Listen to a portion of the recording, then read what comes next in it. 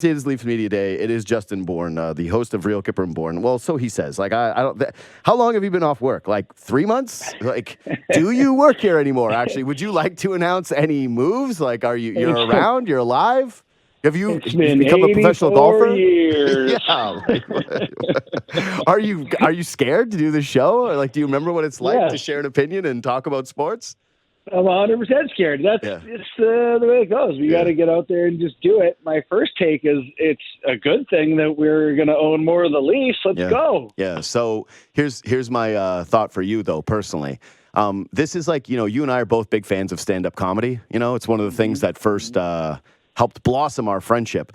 Doing my show is like a comic doing a small room where they know there's very little risk and you can just go into the small room and workshop your material knowing that this isn't the Netflix special, this isn't Real Kyper and Bourne. Where Try you're gonna, some things out there. Yeah, exactly. This is where you go and it's like, it's a small room and people are like, oh my God, Justin Bourne is here tonight. That's really exciting. But there's only 4 of us to actually see it. And he kind of bombed because he was trying a bunch of new material. So, but it's low leverage, buddy. So let it fly today. Let it fly. Get comfortable again. Okay. Right. So I want to do a bunch of Leaf stuff with you today because it is Media Day, and the segment is going to be, what do you most want to hear? And that's just very open, and it's not specific. It's very open-ended for a reason. But I want to ask you this first because you haven't had a chance to talk about Sid, and I wanted to ask you this. Do you think we'll ever see a star in this cap era who sacrifices financially the way Sidney Crosby did? Because like the analogy I made on my show yesterday was when LeBron went to Miami, he sort of put this template out there as the best player in the league of, hey, what you got to do is go out and get a big 3. And then you saw a ton of player movement. You even saw guys like Kevin Durant leave, People were kind of unafraid to leave their spots and pursue this idea of like super teams. And yes, there's way more money in the NBA. There's way more money in the NFL. You don't exactly see NFL quarterbacks taking massive haircuts to help their team win, even though Tom Brady did it. But do you think in the NHL's climate where this guy who continues to say, hey, I want to win, and winning is what's most important to me, that we're going to actually see guys in their prime ever do what Sid did, which is drop, millions of dollars a year in order to try to spread that wealth around the rest of the roster? Yeah, I think it's a good question, but it does kind of remind me of like the wealthy guy who retired at 55 being like, money doesn't matter. Money doesn't matter. It's like Sid has, yes, he has always taken a haircut, and yes, he has always been worth more than $8.7 million. But when he was making $8.7 million in 2008, which I believe was the first year he started making that, it was, I don't know how much more it was than the rest of the league, but it's ahead of the rest of the league. He's making a lot of money. So Sid is in a place now where he truly only cares about getting another cup. Mm-hmm. His life will not materially change with another few $1 million more, but it will with another cup for him. That's his legacy. That's how he's considered as one of the all-time greats. So Sid is in a unique position to do this. I don't know that, let's say, Mitch Marner is in the same position to say, I'm going to take less money. Well, Mitch has made a lot of money. Maybe it's a bad example. But I do think that there are some people out there who may say, let me get that check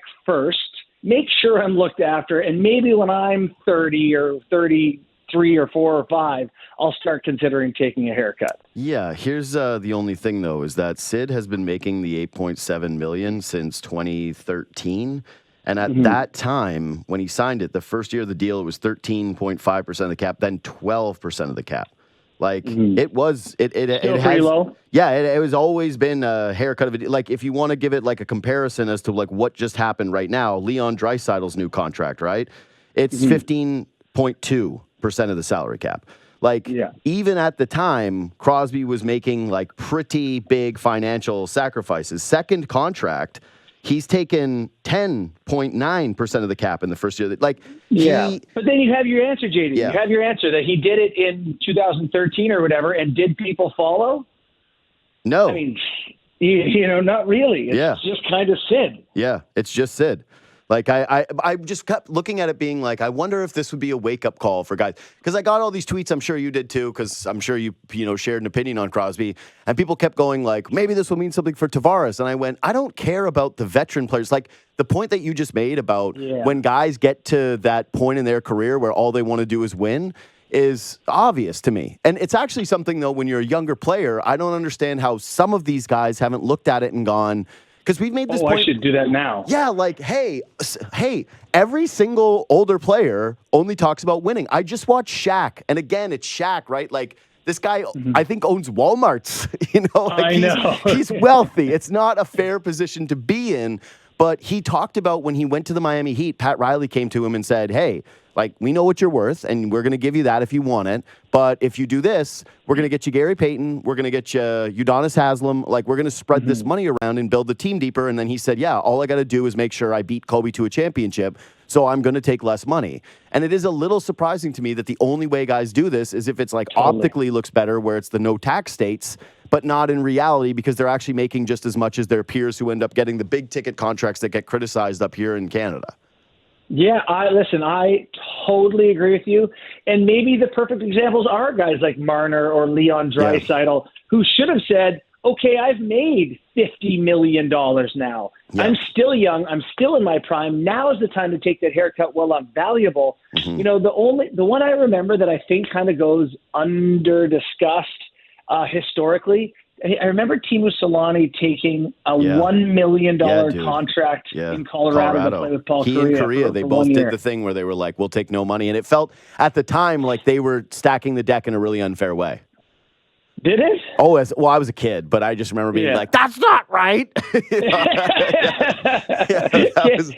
that many good players in one team. Yeah, exactly. Yeah. That was me. I was like, I hate it. I was so upset. I couldn't stand it. Yeah. And now I look at it and I'm like, what winners? But at the time, as being a child, I was furious. Would have been like, he was still not that far prime removed. No, not at all. And especially since his career aged extremely well. So, like, if you really want to look at it from that standpoint, it's like, no, he was very much still in his post-prime.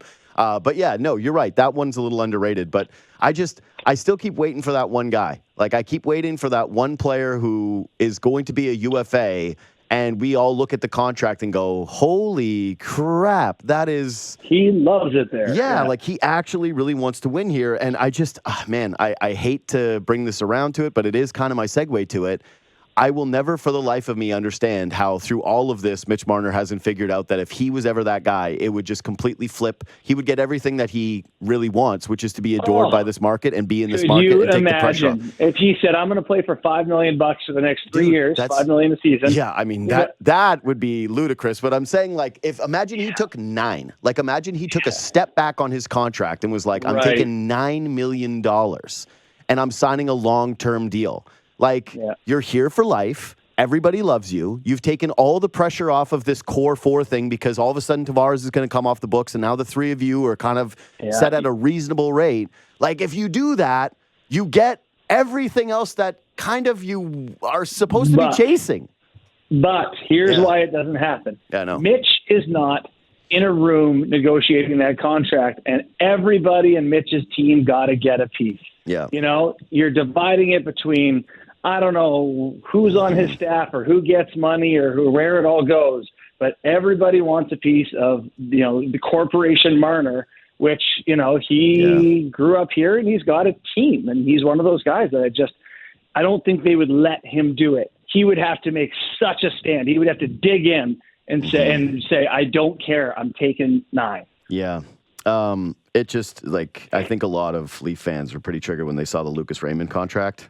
They're like, wait, isn't the cap going up now? Like, isn't it higher than it was when Mitch Marner signed as an RFA? It's like, God, he got so grossly overpaid on that deal. Like, that is, like, you want to talk about, I don't want to say worst contracts in NHL history because those are free agent seasons, but in terms of, like, being unprecedented and so overpriced and screwing up a franchise, like, that is really the apple in the Garden of Eden of all of this stuff. And it's just like, whoa, they probably overpaid per year on that contract at least $3 million. Like, what's at the time is, like, the same summer it happened, Mikko Rantanen was up, and immediately everyone was like, now Mikko's got to get that. And everyone was like, no, that contract's an outlier. Like, Mikko's worth 9.5. Yeah, that's all he's getting. And now even looking at that one, that was even a little high for him to get 9.5. Now it seems to have regulated. Like, again, if that's the contract for Lucas Raymond is $8 million on an 8-year deal in 2024, it seems like we got pretty out of control with the RFA stuff. Okay, so it's Leafs Media Day, and this is leading a little bit into what I want to hear. Like, this is part of the reason why I use this as a setup, but Yeah, what do you most want to hear today? And again, it doesn't have to be specific to a player. It can be anything that you want, like however you interpret the question. This is art, baby. Go. Well, it's art. Finger painting here. I want to see them prioritize the regular season in terms of prioritizing playoff success. Like, I want to hear them come out and say the regular season does matter. Like, hey, maybe we can't finish third again. Maybe we can't finish second. There's good teams in this division, and we'd like to get through a round without having to pull our hair out. So I want to see them come in and recognize that this is a gettable division, that they are not hoping to sneak into playoffs with 102 points, that they want to come out and win hockey games right away. I also want to hear some things about change of commitment, change of focus. Mm-hmm. So, for Matthews, maybe that's, this is a guy whose priority is a Selke trophy. It's not 70 goals. Maybe it's for Nylander and Marner. One of the two of them are going to play center. Maybe they're both going to play center. Like that we're actually going to try some things and not just do what they did with the Nylander last year. So we wanted newness. They didn't get much newness on the roster. So let's hear some newness internally about how they plan to use and operate.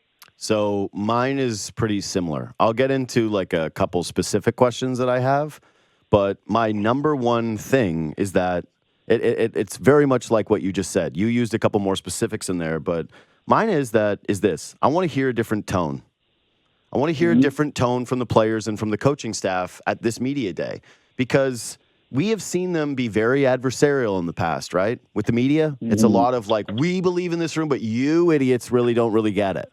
And it's like, okay, We've seen a lot of dismissiveness from the players and from, frankly, I don't think the coaching staff as much, because I think Keefe was actually pretty, I got to give him credit for something. And I think that he was pretty honest when he did speak to the media in moments like this. Like, he did give a lot.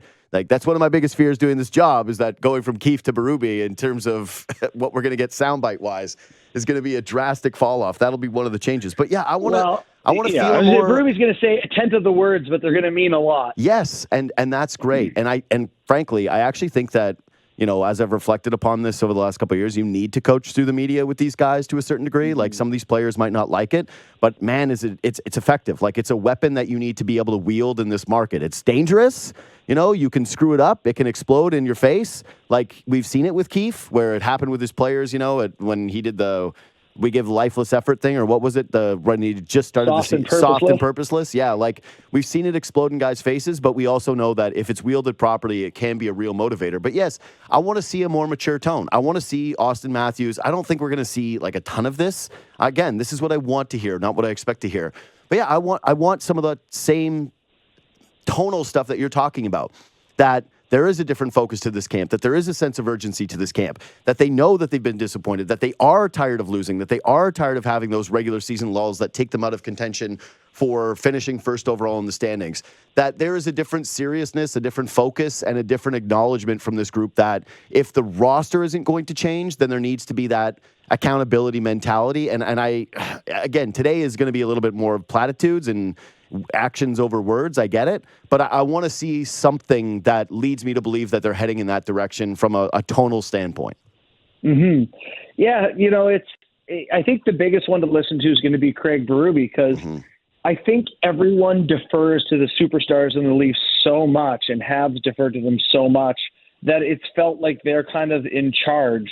And I'd like to see some, not put in their place, but I'd like to be clear that he's going to be the boss. He's going to be hard on them, and it's going to be different in that way.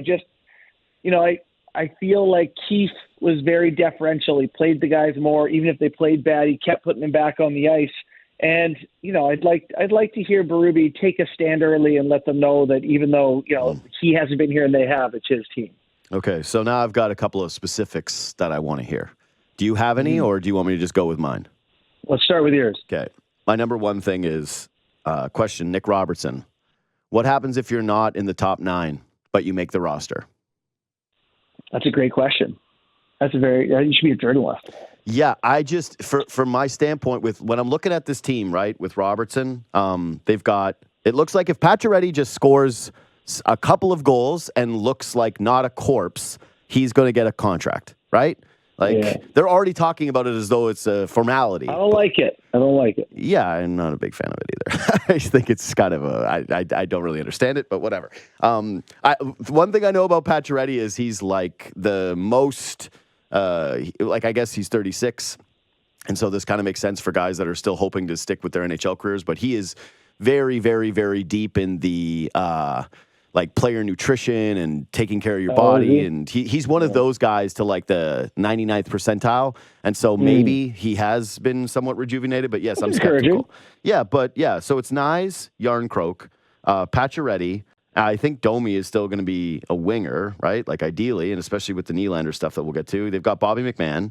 And then there's Robertson, Cowan, Dewar, Reeves. Like all those guys are fighting for winger spots. And I just think that conceivably there's a way that if Cowan doesn't show up to camp and dominate, and if they don't look at an immediate trade, that, Robertson is one of the best, 12 forwards with this group, that he starts the year on the roster, but that looking above him, there's a bunch of guys that are starting on the left wing ahead of him and that his minutes are going to be limited. And it's like, are you going to be happy if you make the team and get a shot? Or are you only going to be happy if it's a significant role and you're getting a shot? Like, what is the only thing that's going to keep you here? Or is it actually already dead?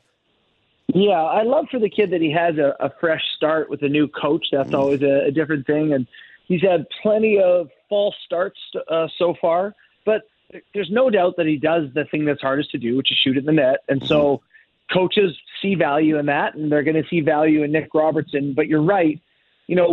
What does he think he is? What does he think he's going to be? Let's say he just plays 82 games a season for a 10-year career from now on, or whatever it is. What does he see himself as being? Like, I don't think he's going to be a 80-point guy who scores 50 times. I could be wrong, but he's going to have to accept that there's more to the game than shooting it in the net. And so will Berube get him there? Will he be accepting of that? That comes with some maturity. He's had enough learning experiences that it's possible he is more mature. You're right. It's going to be curious how that works. I do like that his situation is very much out of the 1980s or something, where it's like, unfortunately, you don't have an option but to play hard and contribute and earn your next contract. That's your only option. Otherwise, you're out of the league. So good luck. Yeah, I just the way that I would pose it to him if I was the coaching staff is, where do you think you're going to go where your situation is going to be materially different? Like, maybe there's some spots out there, but I don't think score 23 for Calgary or Columbus. Yeah, like it's like, are they going to guarantee you a roster spot? Roster spot, yes, but are they going to guarantee you, what are you looking for? Like, is it 12 minutes a night? Is it 13 minutes a night? Like, what is realistically? I know there's self-belief, but then there's probably some power play time, right? That he really wants. And again, if you're looking at this, my guess is that the Leafs still see a very significant PP1. Like, we worked with Mark Savard, and I've watched many games with him, and his principle has always been load up the top unit. Like, that's that. Like, I've seen a lot of hockey games with him, and that's always been sort of where he's at with this. So I have a tough time believing that they're going to have like 2 power play units and that Nick Robertson's going to be featured prominently in it. So if power play is his main concern, especially having Pacioretty come in, like, who do you think's getting that opportunity more on power play 2? You or him? Like, it seems, again, pretty clear. This is the part of the Pacioretty gamble I don't really like, is I think Robertson, it's a 2 things can be true situation.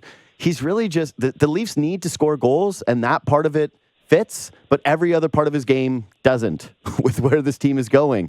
And so you want the goal scoring, but you don't really have a role for him to play. But if you're saying to me that the option is Max Pacioretty, I'm just thinking by game 42, what is more likely? That Nick Robertson is tracking towards 20-plus goals and looks fine, or that Max Pacioretty is doing the same thing but better? And I would just rather stake my money on the younger, hungry player. Yeah, me too. And, like, you look at all the needs this team has, someone who can, play some defense with a little edge and chip in some goals. It's like, I don't know if Pacioretty's the answer. This is maybe the most important one for me.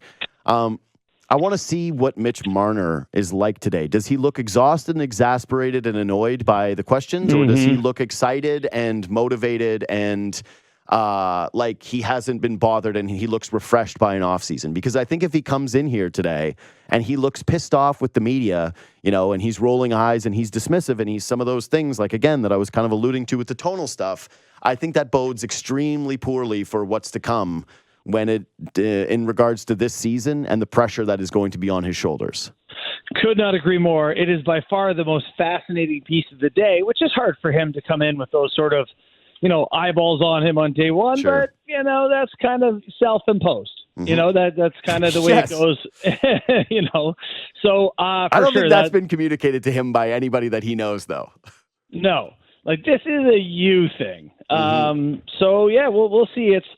I just, there's always these, like, subtle little things that bother me. I remember when he signed his contract, he put out some, like, hype video with the worst. With Toronto, the there's nowhere else. I love it here. It was like that. So you needed more than Matthews. Love it here.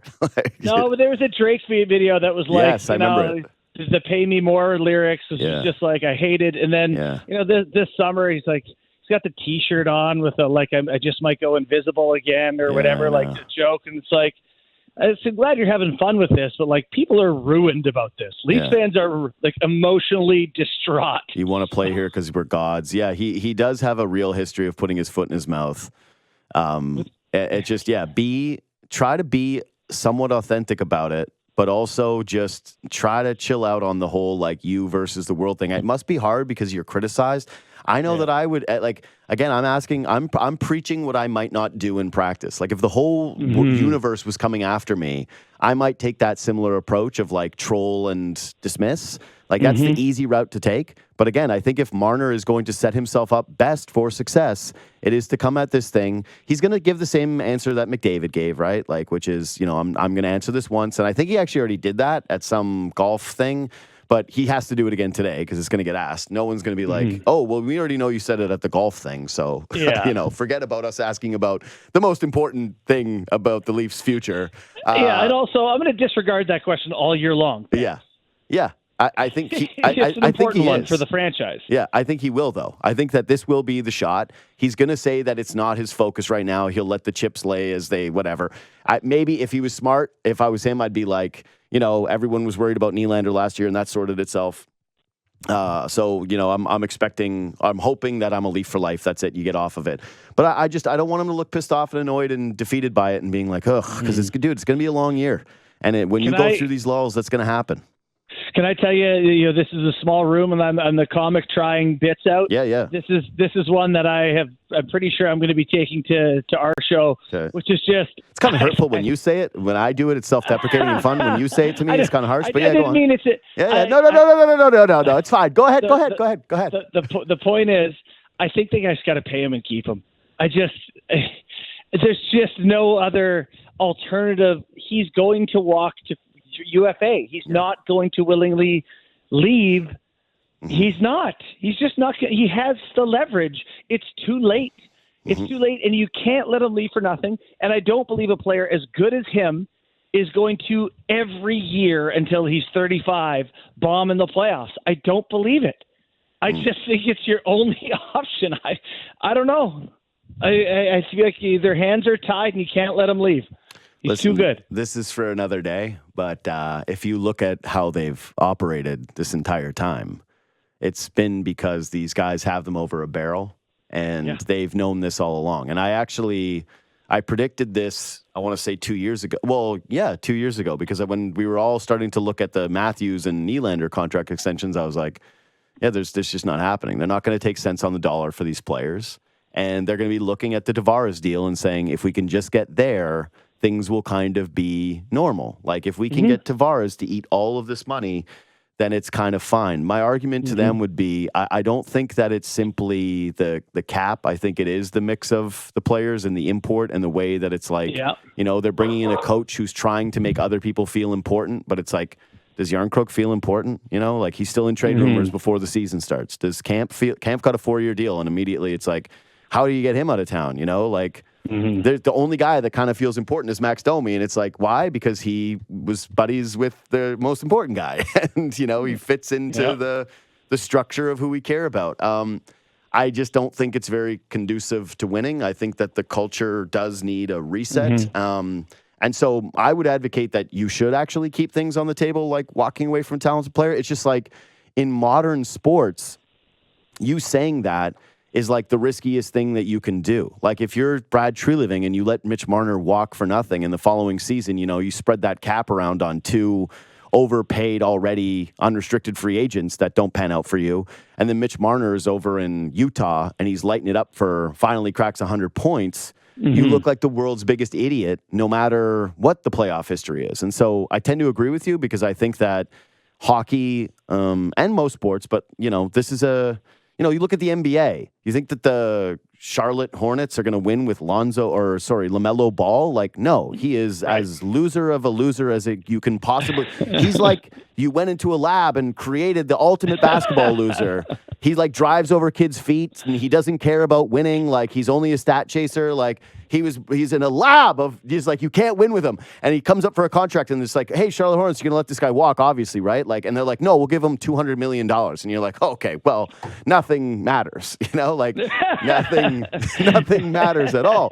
So yeah, if you're going to ask me like what's most probable, it is the Mitch Marner thing. But if you're going to if I'm going to give my opinion on the matter as of today, if they get bounced in the postseason again, I just don't know how you can look the fan base in the eye and be like, hey, I know we lost again, but here's $12 million for a player you all, like many of you, despise. Like it's a tough sell for me anyway. It's funny. I would love for them to say, okay, we'll see how this contract year goes. We'll play it out. We'd love to keep you, but we need to see better in the playoffs to do it again. But if you don't sign him by the end of the season, he gone.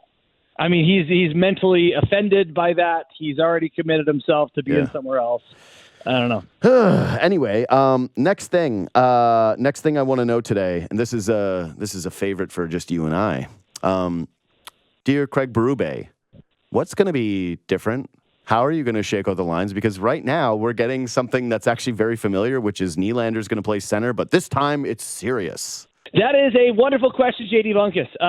The idea that I had earlier, I mentioned that Nylander or Marner playing center. I do think that one of those extreme answers is going to come. You mentioned that Nylander's already being talked about. I don't think Marner at center is the dumbest thing I've ever heard anymore. I think that's another thing I wouldn't mind hearing them suggest, because he's 27 now, presumably, has some strength at this point in his career.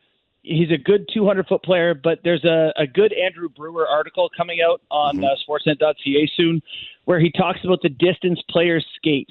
And Tavares is offensively, he's all in front of the net, right? He goes all the way down. He jams in rebounds. He's there.